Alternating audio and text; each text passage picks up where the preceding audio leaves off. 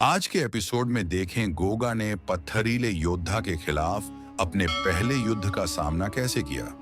गोगा नागमणि से कैसे शक्ति प्राप्त करता है। क्या गोगा और उसके दोस्तों की यात्रा कंकाल पर्वत की ओर शुरू होती है।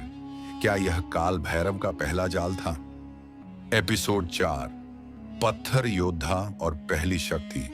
गुफा के अंधेरे कोनों में गूंज रही थी वो आवाज, अगर तलवार चाहिए तो मुझसे युद्ध करो। गोगा, भीरो और काली ने देखा। सामने एक पत्थर का विशाल योद्धा खड़ा था। उसकी आंखों में लाल चमक थी और उसके हाथ में वही टूटी हुई तलवार का दूसरा भाग था। वो बोलता गया, मैं हूं द्वारपाल, केवल वही योद्धा जो अपने डर को हरा दे मेरे वार झेल सकता है। भीरो पीछे हटने लगा। गोगा, ये तो सच्चा राक्षस लगता है, हम नहीं जीत सकते। पर गोगा ने उसकी ओर देखा और कहा, डर से भागने से अच्छा है उसका सामना करना। उसने नागमणि को थामा और कहा, अगर तुम सच में मेरी हो तो अब मेरा साथ दो। जैसे ही गोगा ने मन में एकाग्रता लाई, नागमणि से नीली रोशनी निकलने लगी। गोगा की आंखें चमकने लगी और उसके हाथ अपने आप उठ गए, जैसे कोई अदृश्य शक्ति उसमें प्रवेश कर गई हो। पत्थर योद्धा ने पहला वार किया, जमीन फट गई, लेकिन गोगा समय रहते बच गया। उसने जवाबी वार किया। उसके हाथ से एक नीली लहर निकली जो सीधे पत्थर योद्धा से टकराई, पर उस पर जरा भी असर नहीं हुआ। शक्ति से नहीं, सच्चाई से जीतोगे। ये शब्द गोगा को याद आए जो नाग ने पहले कहे थे। गोगा ने आंखें बंद की और दिल से कहा, मैं किसी से लड़ने नहीं, रक्षा करने आया हूं। तलवार मुझे नहीं, अपने कर्म के लिए चाहिए।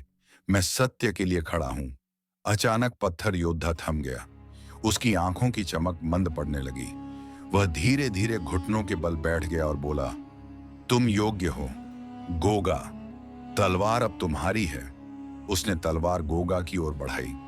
जैसे ही गोगा ने उसे थामा, टूटी हुई तलवार एक पूर्ण दिव्य तलवार में बदल गई। उस पर सांपों की आकृति उभरी और नागमणि से जुड़कर वह और भी शक्तिशाली हो गई। भीरो चिल्लाया, वाह गोगा, तुम तो असली योद्धा बन गए हो। तभी गुफा की दीवारें कांपने लगीं और एक नया रास्ता खुला। वो था कंकाल पर्वत की दिशा में। काली ने कहा, वो देखो, रास्ता खुल गया। अब हम गोगा के माता पिता को ढूंढ सकते हैं। गोगा ने तलवार कमर में बांधी और नागमणि को हृदय के पास रखा। अब वो एक नया रक्षक था, नागलोक का, अपने माता पिता का और पूरे गांव का। वे तीनों गुफा से बाहर निकले। सूरज डूब रहा था और सामने दूर दिखाई दे रहा था कंकालों से भरा एक सूखा पर्वत। वहां हवा भी डरावनी लग रही थी। गोगा ने तलवार उठाई और कहा, अब असली यात्रा शुरू होती है। कंकाल पर्वत पर एक ऊंचाई से उन्हें देख रही थी एक और रहस्यमयी स्त्री। उसकी आंखें भी नाग की तरह चमक रही थीं और उसके हाथ में थी गोगा की मां की तस्वीर। अगले एपिसोड की झलक। गोगा का सामना होता है एक नागिन से। दोस्त या दुश्मन? कंकाल पर्वत में छिपे हैं कई प्राचीन रहस्य।